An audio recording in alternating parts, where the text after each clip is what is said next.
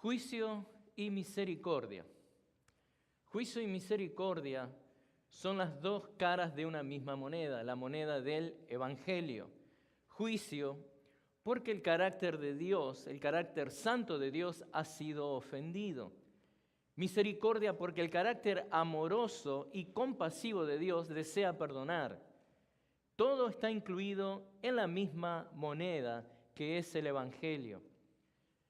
Si usted mira una moneda que tenga en su bolsillo, en un lado está lo que es la cara, que simboliza la autoridad política que acuñó la moneda. En el otro lado de la moneda está lo que le llamamos la cruz, que es la especificación exacta de lo que es la cantidad que vale la moneda cuando usted paga. Y usando la analogía imperfecta de la moneda para representar el Evangelio, vemos que en lo que es la parte de la cara de la moneda, podemos representar ahí el carácter santo de Dios, el carácter justo de Dios. Dios es la autoridad, Él es el único que puede ofrecer el Evangelio. Él es el que emite el Evangelio, porque Él es quien ha sido ofendido. Y eso nos hace entender que esa ofensa del pecado hacia Dios va a ser, digamos, un día recompensada. Hay una reacción lógica de Dios hacia el pecado. Pero a su vez, cuando miramos al otro lado de la moneda, lo que llamaríamos la cruz, en ese lado de la moneda no solamente vemos el valor de la moneda, vemos lo que es el valor para nosotros, vemos qué es lo que nosotros recibimos de ese Dios justo y santo. Recibimos misericordia. ¿Cómo puede ser? ¿Cómo es posible que un Dios santo que ha sido ofendido por el pecado pueda ofrecer misericordia? Bueno, esas son las buenas noticias de recibir esta moneda del Evangelio. No importa en qué tiempo, en qué era del tiempo, no importa en qué lugar geográfico, el Evangelio es lo único que brinda al pecado una solución, es lo único que le brinda al pecador paz con Dios. El pago a través de esa moneda, el pago que a pesar de la deuda impagable para el pecador, Dios le va a perdonar, solamente es obtenida por el Evangelio. Pero, ¿cómo? ¿Cómo es posible? Es posible porque Dios envió a su Hijo Jesucristo a pagar por los pecados de aquel pecador que se arrepiente. Pero la transacción de este Evangelio incluye los dos conceptos: juicio y misericordia. Hay juicio sobre el pecado, así como habrá juicio sobre el pecador que no se arrepiente. Pero aquel que confiando en la provisión divina del Salvador Jesucristo, pone su fe en este Salvador, se arrepiente de su pecado y le sigue, entonces puede pasar a disfrutar de los beneficios eternos de esta transacción única, de este glorioso intercambio, donde ahora, gracias a la justicia, gracias a la perfección que el Hijo de Dios nos aporta, vamos a poder, representados por Él, ser vistos perfectos delante de la presencia de Dios. Juicio y misericordia. Ese juicio fue ejecutado sobre la persona de Cristo. La misericordia es ejecutada sobre nosotros, que hemos puesto nuestra fe en Él. Y estos dos conceptos de juicio y misericordia son los dos conceptos que claramente vemos reflejados aquí en el libro de Jonás, en este que es llamado Evangelio de Jonás. Por eso, conforme comenzamos este estudio de Jonás, quiero que tenga esos dos conceptos en mente. Estos son los dos mismos conceptos que 30 siglos después, los cristianos del siglo XXI nos seguimos beneficiando de ellos.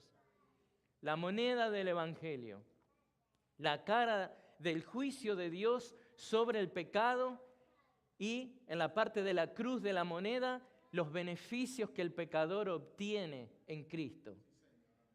Por eso, bereanos, conforme esta tarde comenzamos con el estudio del libro de Jonás, lo que podremos apreciar una vez más es el carácter misericordioso de nuestro Dios hacia el pecador. No importa el tiempo, no importa el lugar, no importa la persona involucrada, la transacción es siempre la misma. Dios siempre se muestra misericordioso sin dejar a un lado su justicia. Desde la caída de Adán y Eva, en el jardín del Edén, cuando en medio de tanta tristeza y devastación, Dios le regala a la humanidad la semilla del Evangelio. Génesis 3:15. Desde ahí mismo nuestro amado Dios siempre se ha mostrado amoroso, misericordioso con sus criaturas, proveyendo para nosotros la salvación que tanto necesitamos. Dios siempre ha buscado restablecer nuestra condición caída, siempre buscando restaurar al pecador y llamarlo nuevamente a una relación de comunión íntima con Él. Si nos remontamos a los primeros días de la historia, Dios había prometido a Adán y Eva que iba a venir un Salvador.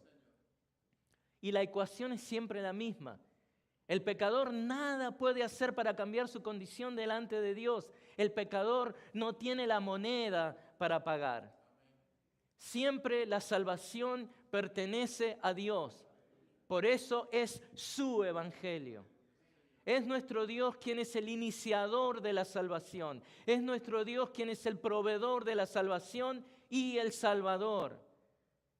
Y así como Dios proveyó el sacrificio que Abraham necesitaba para no tener que presentar a su hijo Isaac como sacrificio, así también Dios proveyó a su propio Hijo, Jesucristo, para salvarnos de nuestros pecados. La salvación siempre nace en el deseo del Dios Salvador de salvar y no se basa en las intenciones o en la bondad o en la falta de bondad o en la falta de deseo del pecador, que lo único que necesita es arrepentirse. La salvación pertenece a Dios y es algo que Jonás aprende. Lo que todo pecador trae en sus manos es pecado y culpabilidad. El pecador solo trae la deuda. Lo que todo pecador trae en sus manos delante de Dios son esas mismas obras que lo condenan. Cuando el pecador quiere pagarle a Dios por su salvación, cuanto más trabaja, más se endeuda. Lo que Dios le brinda al pecador es la obra perfecta de su Hijo Jesucristo, el único Salvador dado a la humanidad, quien muestra sus manos perforadas como muestra, como autenticación de que Él puso su cuerpo para sufrir y pagar por el pecado que nosotros cometimos. Y eso celebramos hoy con la Cena del Señor. Una y otra vez en la historia, el pecador condenado, aquel que no puede hacer nada para aplacar la ira justa y divina de Dios, escucha con agrado las dulces palabras de salvación y aliento. Palabras traídas por el mensaje de perdón y misericordia que Dios ofrece. Conforme envía a sus hijos, nacidos de la proclamación de su verdad, para buscar a los otros pecadores que necesitan arrepentirse y aceptar el mismo perdón divino del cual ellos se beneficiaron. No importa la época, no importa el lugar en el mundo, no importa las personas involucradas, en todo tiempo, en todo lugar, toda persona necesita escuchar las buenas nuevas de salvación en Cristo. Sea en el Edén, en los albores de la humanidad, sea en lo que hoy es Irak, conforme Jonás llamaba al arrepentimiento a esos malvados ninivitas, o sea aquí, hermanos, en el área de Delmarva, cuando Dios llama a los pecadores a la verdad de Cristo a través de la obediente predicación de este ministerio hispano de la Iglesia Berean. Sea donde sea, todo pecador necesita escuchar que hay un Dios santo y justo que está deseoso de perdonar el pecado de sus rebeldes criaturas.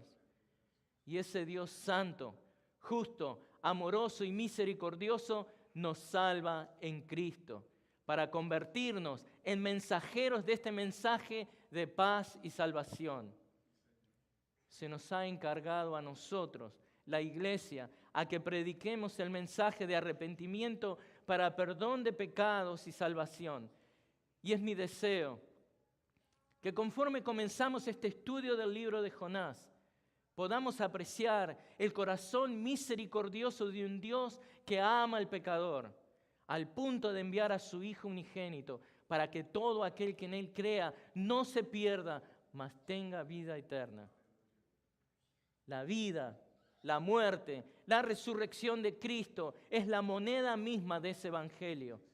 La única transacción que Dios acepta para salvar a un pecador, pagando una deuda infinita y eterna. Y lo más increíble, hermanos, es que Dios mismo ofrece en forma gratuita ese pago por el pecado, enviando a sus hijos, a usted y a mí, a un mundo perdido para rescatar al pecador. Y en esta tarde, el título de nuestro mensaje nos hace saber que hoy veremos la comisión divina que Jonás, profeta de Dios, recibió de parte de Jehová, el Dios de Israel. Un mensaje dirigido al más inmerecido de los receptores. Este es un mensaje ofrecido al más malvado de los seres humanos. Este es un mensaje que es una dulce melodía para aquel que en humildad reconoce su pecado. Por eso hoy estaremos viendo un mensaje titulado El Evangelio de Jonás. Y quiero que mantenga en mente que así como los ninivitas no eran merecedores de haber recibido este mensaje de perdón y misericordia, eso también es verdad de nosotros. Ninguno de nosotros era merecedor del perdón y la misericordia divina a nuestro favor. Los ninivitas escucharon las buenas noticias de parte de Dios. Este es el evangelio proclamado por el profeta Jonás a estos malvados asirios. Y estoy usando la palabra evangelio como el mensaje de buenas nuevas. Como sabemos, evangelio significa buenas nuevas, y en este estudio de Jonás estaremos viendo las buenas nuevas que estos malvados ninivitas recibieron de parte de este reacio, terco, reticente y aún insatisfecho profeta de Dios. Hay mucho para aprender de esta maravillosa historia, hermanos. Y una de esas cosas que podemos aprender es que no debemos ser tercos, no debemos ser reacios, no debemos tener un corazón duro, no debemos negarnos a llevar las buenas nuevas de perdón y misericordia a un mundo perdido que desesperadamente necesita a Cristo. Dios ha llenado nuestras alforjas con la moneda impagable del Evangelio de Cristo. Nuestras bolsas espirituales están repletas, han sido llenas del Evangelio de Cristo, de la bendición de Cristo, para que demos gratuitamente lo que gratis hemos recibido. Y ahora entonces, conforme vemos este Evangelio de Jonás, leamos el primer versículo y luego tratemos de entender el trasfondo del tiempo y las circunstancias en las que este profeta de Dios tuvo que ministrar. Nos vamos a embarcar en comprender detalles del trasfondo histórico, geográfico, político y aún espiritual del libro de Jonás. Histórico, porque en todo tiempo la única moneda aceptable es la del Evangelio de Dios. Geográfico, porque esta moneda del Evangelio es aceptada universalmente. Político, porque Dios usa la historia y los hombres poderosos que Él permite que se levanten para avanzar su programa de salvación. Espiritual, para que podamos comprender que la necesidad de perdón siempre ha sido solucionada con la moneda del Evangelio, que incluye el juicio y la misericordia. Así que, a modo de introducción, permítame leerle el primer versículo del libro, donde se nos presenta al protagonista de la historia. La palabra del Señor vino a Jonás, hijo de Amitai. El protagonista de la historia es Dios. El protagonista es el Señor y su nombre, Jehová, es usado 21 veces en este libro. El protagonista humano, vemos, es Jonás, quien es mencionado 16 veces por nombre aquí en este libro y también es mencionado una vez en Segunda de Reyes 14, 25. Y esto nos ayuda a reconocer no solo al profeta como un enviado de Dios, sino a reconocer que de lo que estamos hablando son eventos históricos. También se nos dice de Jonás que él era el hijo de Amitai o Amitai. Hablemos un poco de esto. Fíjense en esto. Jonás, el nombre Jonás significa paloma. Así que este profeta, simbolizando esa paloma, es enviado como una paloma de paz, con un mensaje de paz. A través del profeta, Dios le está ofreciendo a los ninivitas paz en vez de destrucción, si ellos se arrepentían de su maldad. Jonás era hijo de Amitai, y Amitai significa verdad. O sea, Jonás era hijo de la verdad. Un hijo de la verdad debe ser siempre una paloma de paz. Un hijo del Dios de la verdad debe ser siempre un mensajero del Evangelio de la paz. Esto era verdad en los tiempos del Antiguo Testamento, esto era verdad en los tiempos del Nuevo Testamento y esto sigue siendo verdad en nuestros tiempos. Pero sin más trámite, veamos el trasfondo del libro y esto es muy importante porque nos va a servir en lo que sigue del estudio. Y voy a dividir nuestro mensaje hoy, lo que vamos a estar viendo, en el trasfondo histórico, geográfico, político y espiritual del libro de Jonás. Así que el trasfondo histórico nos dice, hay un trasfondo histórico muy importante que nos ayudará a entender mejor cómo la misericordia divina se exhibe en este Evangelio de Jonás. Los eventos narrados, eventos reales, se sitúan en los tempranos comienzos del siglo VIII antes de Cristo. Segunda de Reyes 14, 25 nos habla de Jonás como un profeta que servía en el reino del norte. Toda esta sección de Segunda de Reyes 14 nos muestra que en el año 15 de Amasías, hijo de Joás, rey de Judá, Jeroboam, hijo de Joás, rey de Israel, comenzó a reinar en Samaria y reinó 41 años. Hizo lo malo ante los ojos del Señor, no se apartó de todos los pecados con que Jeroboam, hijo de Nabat, hizo pecar a Israel. Él restableció la frontera de Israel desde la entrada de Hamat hasta el mar de Arabá, conforme a la palabra que el Señor, Dios de Israel, había hablado por medio de su siervo, el profeta Jonás, hijo de Amitai, que era de Gad-Hefer. Porque el Señor había visto la aflicción de Israel, que era muy amarga, pues no había siervo ni libre ni nadie que ayudara a Israel. El Señor no había dicho que borraría el nombre de Israel de debajo del cielo y lo salvó por mano de Jeroboam, hijo de Joás. O sea, Jonás servía como un profeta de aliento para el pueblo, en un momento en que económica y militarmente Israel estaba fuerte y saludable. En otro mensaje voy a hablar un poco más. Hay gente que cree algo distinto respecto a eso.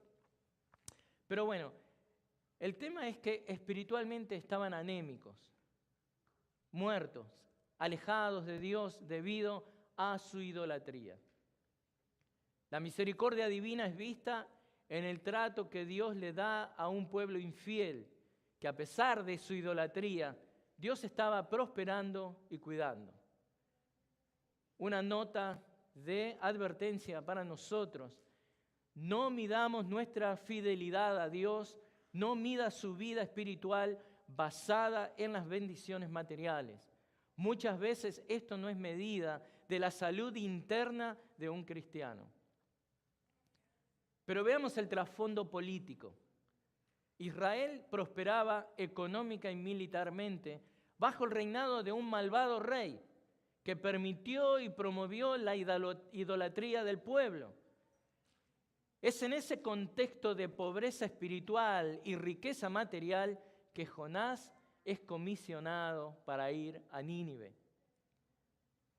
Jonás claramente veía que la apostasía del pueblo iba a ser castigada. Nínive iba a ser el instrumento de castigo y juicio sobre el reino del norte. Algo para tener en cuenta también es el poderío y la inmensidad de la ciudad a la que Jonás está siendo enviado a ministrar. Nínive era una ciudad muy amplia. Por ejemplo, 16 millas de largo. En el 3:3 de Jonás nos dice que era 3 días de viaje. 3 millas por día debía ser. Bueno, los muros de la ciudad eran de 100 pies de alto, suficientemente anchos en los muros como para que 3 carruajes circulen al mismo tiempo. Imagínense, la población, 600.000 a 1.000.000 de personas. El capítulo 4 nos dice que había 120.000 niños. De ahí se deduce que la población de adultos era casi de 1.000.000.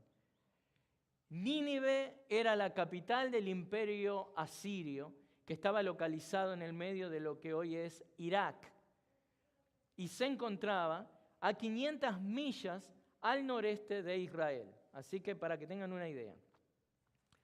Oseas, otro de los profetas, había profetizado que Nínive y Asiria iban a ser la herramienta de la destrucción de Israel y por eso eran odiados,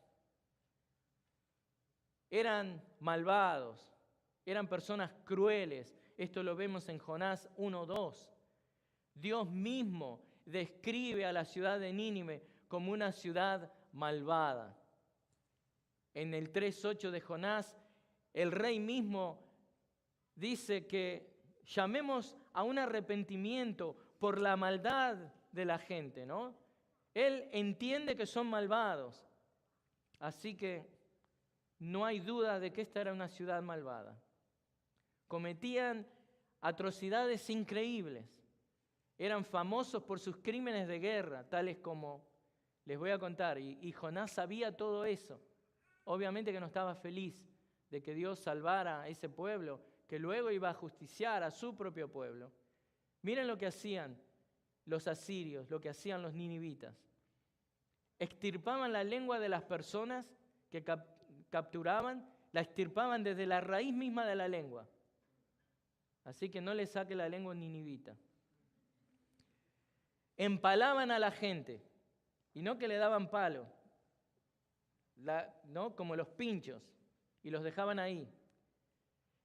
Formaban montañas con forma de pirámides hechas con las cabezas de los soldados decapitados. Así que, pero había más. Despellejaban a la gente, o sea, le quitaban la piel aún cuando estaban vivos. Les cortaban las manos, los pies, los quemaban vivos. Todas estas atrocidades han sido registradas en información histórica.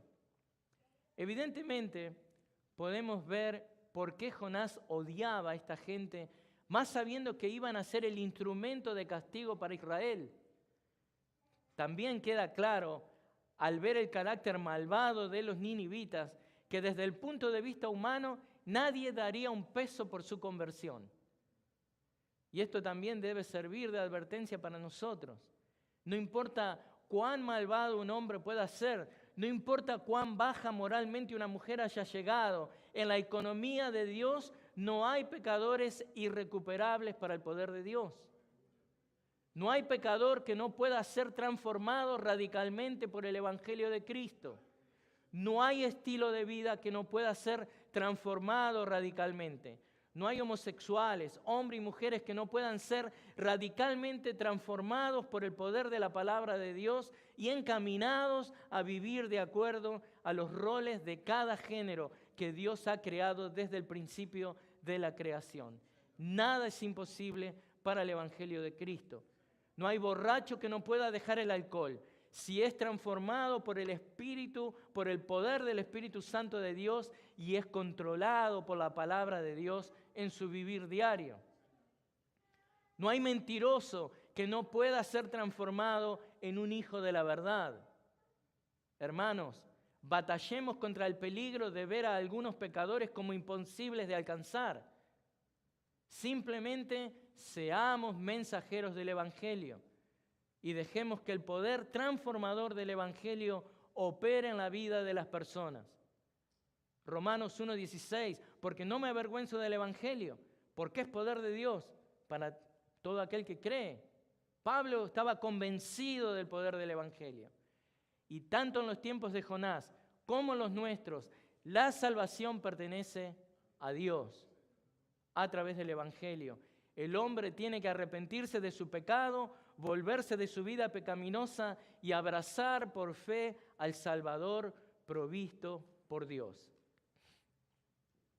Entonces, veamos un poco si esta moneda del Evangelio se usa, puede ser útil. ¿Cuál es el trasfondo geográfico que encontramos acá?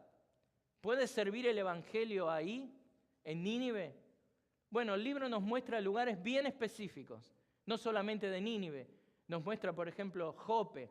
Este es un puerto en el mar Mediterráneo que está a 30 millas al sureste de la ciudad de nacimiento de Jonás.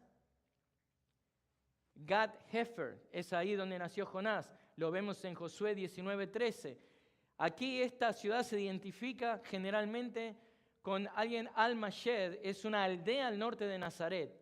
Pero esto es algo histórico y bíblico, era parte de lo que es la heredad de los hijos de Zabulón. Jeroboam, por ejemplo, como, entre comillas, Salvador de Israel, vemos esto en Josué 19:27, cumplió una antigua profecía emitida durante la época de Joacás. Pero bueno, y les digo, la profecía dice, y el Señor dio a Israel un libertador y escaparon del poder de los arameos y habitaron los israelitas en sus tiendas como antes. Así que todo esto es histórico, es bíblico, ha quedado registrado. ¿Qué otro lugar es mencionado en el libro de Jonás? Tarsis. Esta es una ciudad en la costa sur de España que era el país más lejano hacia el oeste de lo que era el mundo conocido en el momento. En otras palabras, la dirección opuesta de Nínive. Si usted tenía Tarsis acá, Nínive estaba ahí arriba. Tan lejos como podía irse Jonás, ahí quería irse, para no cumplir la voluntad de Dios. A veces nosotros hacemos lo mismo, ¿no? Pero bueno, ¿cuál es el trasfondo espiritual que encontramos aquí en el libro de Jonás? Si bien el libro de Jonás tiene más afinidad con los libros históricos, como vemos, Reyes, Crónicas, que con lo que son los escritos proféticos, esto lo vamos a ver un poco más al final, ¿no? Como que suena más lo que leemos en Jonás como lo que leemos las historias de Elías, de Eliseo, pero no solamente no hay evidencia de que el libro de Jonás haya sido incluido con los libros proféticos, sino que desde tiempos antiguos este libro, Jonás, ha tenido un lugar entre lo que se llaman los 12, los profetas menores. O sea, ha estado ahí en ese lugar.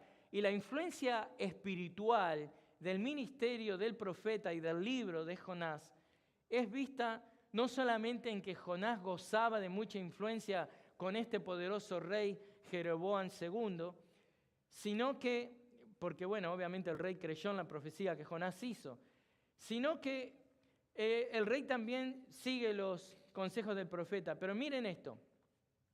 Los judíos, cuando celebraban la fiesta que se llama Yom Kippur, que es la fiesta del día de la expiación, leían el libro de Jonás. Así que a tal punto era la influencia espiritual que Jonás alcanzó sobre el pueblo que los judíos testificando del alto concepto que tenían de Jonás, leían este libro en esta fiesta, en el día de la expiación. ¿Y saben lo que decían los judíos cuando la leían? A medida que celebraban, los judíos decían esto, leían el libro y repetían: somos como Jonás, somos como Jonás. Hermanos, si somos sinceros con nosotros mismos, debemos admitir que en muchos sentidos somos como Jonás.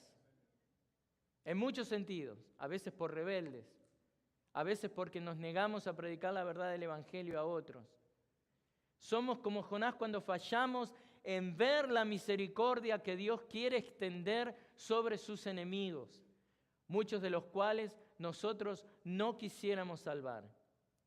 Somos como Jonás cuando tosudamente queremos hacer las cosas a nuestra manera, despreciando el claro mandamiento de Dios acerca de qué y cómo debemos hacer las cosas. Somos como Jonás cuando, a pesar de nuestra sana doctrina, actuamos como ateos, pretendiendo que Dios no nos ve, no nos escucha y no está enterado de lo que estamos maquinando en nuestros corazones. Somos como Jonás cuando, en vez de seguir las claras directivas bíblicas, dejamos a un lado los principios bíblicos de cómo vivir y nos embarcamos en nuestros propios planes personales. Somos como Jonás cuando hay momentos que preferiríamos la muerte antes que vivir para Dios, haciendo lo que sabemos que le agrada a Dios. Hermanos y hermanas, antes de criticar al profeta, analicemos nuestros corazones, investiguemos más de nuestras propias mentes y descubriremos que nosotros muchas veces somos como Jonás. Seamos realistas, hay solo dos maneras de proceder en la vida: ir a hacer lo que Dios manda o huir de lo que Dios nos manda a hacer. Y para saber a dónde estamos parados espiritualmente, el libro de Jonás es una buena medida de comparación. Jonás puede ser ese espejo donde podamos ver qué es lo que nos mueve. Nos mueve la gloria de Dios y por consiguiente vivimos en obediencia a la palabra de Dios, o nos mueven nuestros propios planes, deseos, ilusiones y por consiguiente vivimos en obediencia a nuestros pensamientos humanos, pero en desobediencia a la palabra de Dios. Seamos como Jonás en lo siguiente: imitemos la sinceridad del profeta respecto a su pecado. ¿Por qué? Jonás escribió el libro y no dejó nada de su pecado encubierto. El profeta fue muy sincero con su propio pecado, lo que demuestra que, si bien fue un profeta desobediente, no era un mentiroso. En verdad, vemos que Jonás era hijo de la verdad.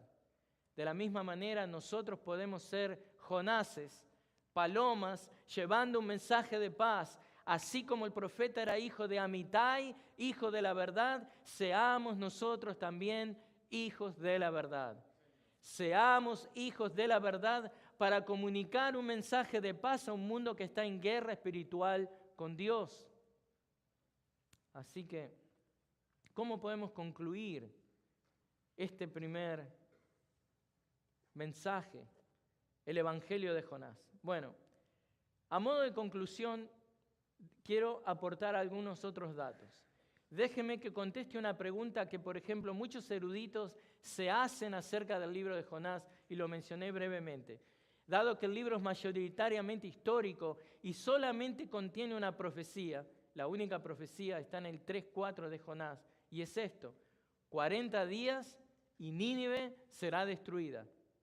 Entonces, ¿por qué se encuentra el libro entre los profetas menores cuando es más histórico que otra cosa? Y acá viene la respuesta. A modo que nos embarquemos en este estudio de Jonás, este estudio maravilloso, debemos entender que, si bien el libro es escrito por un profeta, los eventos narrados en el mismo están llenos de tipología y simbología profética. Les voy a dar algunos ejemplos. Los eventos del libro son en sí mismos proféticos. ¿A qué me refiero con esto? Veamos dos eventos que son proféticos. Y si está notando, el primero está en Mateo, capítulo 12, versículos 38 al 41. El evento de Jonás en el pez es un evento profético acerca de Cristo en la tumba. El segundo evento profético está en Lucas, capítulo 11, versículos 29 al 32. La vida de Jonás era una señal para los ninivitas y de la misma manera lo fue la vida de Cristo, enviado a predicarle a los israelitas. Pero bueno, ya que estamos dándole una vista previa a lo que estaremos viendo durante este estudio, quiero que tengan en cuenta también lo siguiente. Hay paralelos muy grandes acerca de lo que pasó con Jonás y de lo que pasó con Jesús. Por ejemplo, los dos predicaron un mensaje de liberación del juicio. En el caso de Jonás, predicó que la ciudad sería destruida. En el caso de Jesús, él predicó que el reino de Dios iba a ser quitado de las manos de Israel. Los dos predicaron mensajes de juicio. Pero bueno, luego vemos que los dos tuvieron que morir también por el pecado. Hay otra similitud ahí. ¿Cómo es eso? ¿En qué sentido los dos tuvieron que morir por el pecado? Bueno, en el caso de Jonás, el profeta tuvo que morir por su propio pecado. Recordemos que pide ser arrojado por la borda del barco. Obviamente, en el caso de Cristo, Jesús tuvo que morir por el pecado nuestro. Pecado que Él voluntariamente tomó sobre sus hombros. Hay una gran diferencia, por supuesto, ¿no? En el caso de Jonás, Él está pagando por un pecado que es autoinfligido. En el caso de Jesús, nuestro pecado es imputado a Él. Pero veamos otros paralelismos entre Jonás y Jesús, a modo de que a medida que avanzamos, tiene esto en mente. Los dos fueron enterrados y resucitados de las tumbas, ¿no? En este caso, en el caso de la tumba de Jonás, fue un gran pez. Pero también vemos que Jonás y Jesús, otro paralelismo, algo parecido, es que ministraron a los gentiles. ¿Cómo fue eso? Bueno, Jonás es enviado a los gentiles después de salir del pez, y Jesús fue a los gentiles a través de sus discípulos. Evidentemente, otro parecido entre Jonás y Jesús es que los dos fueron exitosos en su ministerio. Porque la verdad, qué avivamiento hubo, ¿no? Con Jonás, un instrumento de la salvación de esa generación ninivita. Y Jesús salva a millones de gentiles diariamente gracias a su ministerio. En otras palabras, todos los eventos del libro son proféticos de Cristo. No solo que Jonás dice, lo que Jonás dice es profético en esa única profecía, sino que los eventos que toman lugar son proféticos. El libro de Jonás nos muestra la intención de Dios de redimir a los gentiles. Y tristemente eso para los judíos era una verdad humillante, pero para nosotros, hermanos, debe ser una verdad hermosa.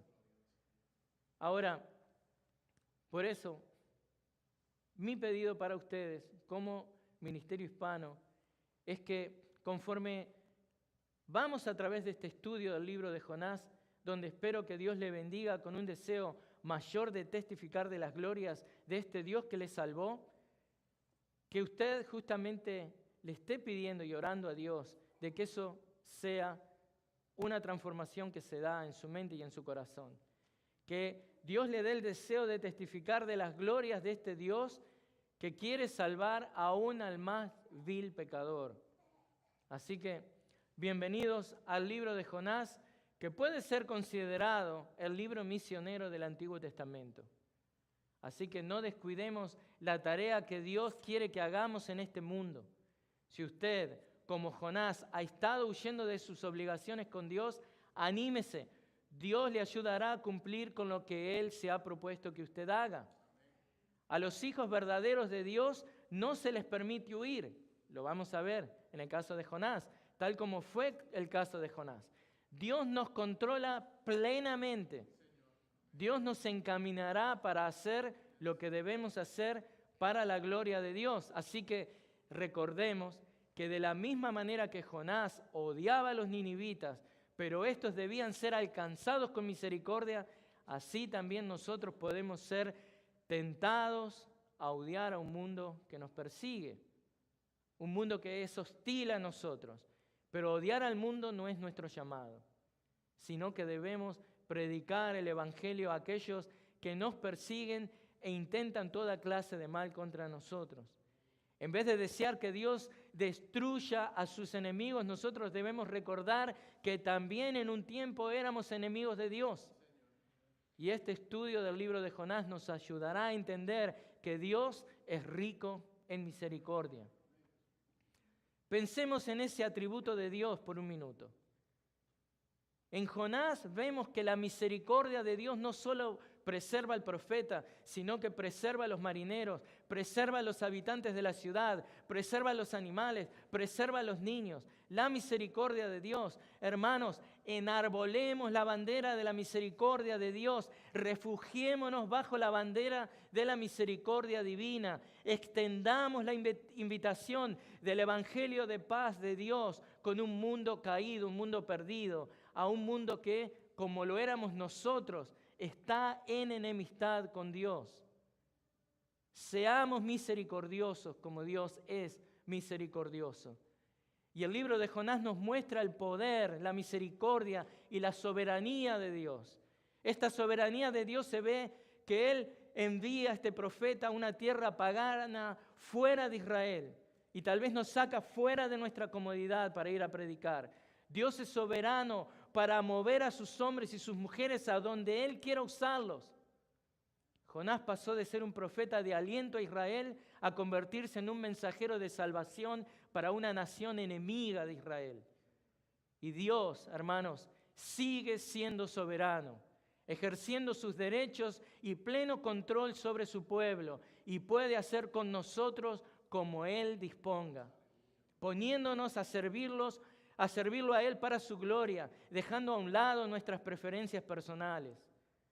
Dios es soberano sobre su creación y esto es visto en el libro de Jonás, conforme Dios controla al profeta, a la naturaleza. Así que, hermanos, es mi deseo, mi invitación que al estudiar este libro veamos el poder de Dios en acción. Vemos el poder de Dios en el libro. La tormenta comienza y se detiene en el momento mismo que Dios lo designa. Dios deja en evidencia al profeta al permitir que cuando los hombres echan suerte para ver qué es lo que está pasando, esta suerte cae sobre Jonás. Este poder de Dios también se ve manifestado en que conforme este pez traga al profeta, Dios lo mantiene vivo y luego expulsa al profeta. Así que vemos que el poder de Dios se ve claramente en el arrepentimiento que toda esta ciudad de Nínive profesa ante el mensaje de misericordia de Dios. Por eso este evangelio de Jonás nos alienta a seguir creyendo que Dios puede salvar al más acérrimo de sus enemigos. Dios puede salvar al más malvado y empecinado pecador. Y de nuestra parte solo resta ser obedientes e ir y hacer discípulos de todas las naciones. Debemos tener un corazón sensible por la salvación de los perdidos. La historia contemporánea nos enseña de que muchos hombres han fallado en eso, pero también han habido grandes ejemplos, como el caso de David Livingstone. Les voy a contar esta historia para cerrar. David Livingstone amaba las almas en África de tal manera que vivió una vida abnegada y sacrificial que impactó tremendamente la vida y la generación de estos africanos. Al punto que luego de su muerte, cuando su cuerpo fue pedido por su tierra de origen, los aborígenes se negaban a entregarlo. Finalmente, el corazón de Livingstone, este misionero a África, a Zambia, fue enterrado en suelo africano. El corazón de Livingstone quedó en suelo africano. Solamente el cuerpo fue llevado. Las tribus indígenas a las que este misionero había servido sabían que Livingstone tenía su corazón en ese lugar del mundo. La pregunta para nosotros es, ¿dónde está nuestro corazón? ¿A dónde debe ser enviado nuestro corazón cuando muramos? Hermanos, que podamos decir que tenemos un corazón sensible para con los enemigos de Dios. Debemos tener un corazón sensible a la urgente necesidad de los perdidos. En el caso de Jonás, y a pesar de que su nombre significa paloma, a pesar de que Dios envió la paloma de la paz a los ninivitas, el profeta se rehusó a ir. Su corazón no estaba involucrado en ese ministerio. Pero hermanos, lo que aprendemos del Evangelio de Jonás es que el corazón misionero de Dios hace que Dios extienda su misericordia a todos, incluso a estos gentiles, para que se arrepientan. Por tanto, el pueblo de Dios tiene el deber de proclamar la misericordia divina. Hermanos, tengamos un corazón de compasión evangelística y propongámonos proclamar el Evangelio en la ciudad que vivimos. Pongamos nuestro corazón en la tarea evangelística que Dios quiere que desarrollemos en Milford, en Dover, Lincoln, Frederica, Smyrna, Wilmington, Bridgeville. Ganemos a Delaware para Cristo. Rescatemos con el Evangelio de poder de Cristo a las almas que se están yendo a condenación eterna. Seamos las palomas del mensaje de paz de Cristo. Seamos los hijos de la verdad que predican y exhiben al Dios de misericordias que ama al perdido. El llamado para nosotros, iglesia, es un llamado de ser misericordiosos y ser evangelistas. Pero hay un llamado para ti, pecador, que estás en esta tarde o que estás escuchando. No juegues tu destino eterno a cara o cruz, en el sentido de dejarlo a la suerte. Arrepiéntete hoy de tus pecados, creyendo en la obra perfecta de Cristo que pagó por tus pecados. Su obra, la obra perfecta de Cristo en la cruz del Calvario, es el único pago aceptable para Dios. Así que oremos juntos conforme nos adentramos a través de este primer mensaje, el Evangelio de Jonás, en este estudio fascinante del libro de Jonás. Oremos. Señor, gracias por tu palabra. Gracias por la sinceridad del profeta Jonás, que habló de su pecado claramente, de su insensibilidad y falta de misericordia para ir a alcanzar a tus enemigos. Señor, danos esa misericordia, danos ese corazón compasivo que se arma y se reviste con la verdad. Somos hijos de verdad. Envíanos con el mensaje de paz en Cristo a un mundo perdido. Ayúdanos, Señor, a ser valientes. Ayúdanos, Señor, a poder predicar tu palabra, a predicar el Evangelio de Cristo, aún aquel que creamos que es casi imposible que crea ese mensaje. Ayúdanos, Señor. Danos un espíritu evangelístico. Ayuda a esta congregación hispana de Berean, Señor, a salir a buscar a los perdidos, para tu gloria, para tu honra y para la salvación eterna de aquellos que hoy son tus enemigos. Oramos para tu gloria, en el nombre de Cristo. Amén.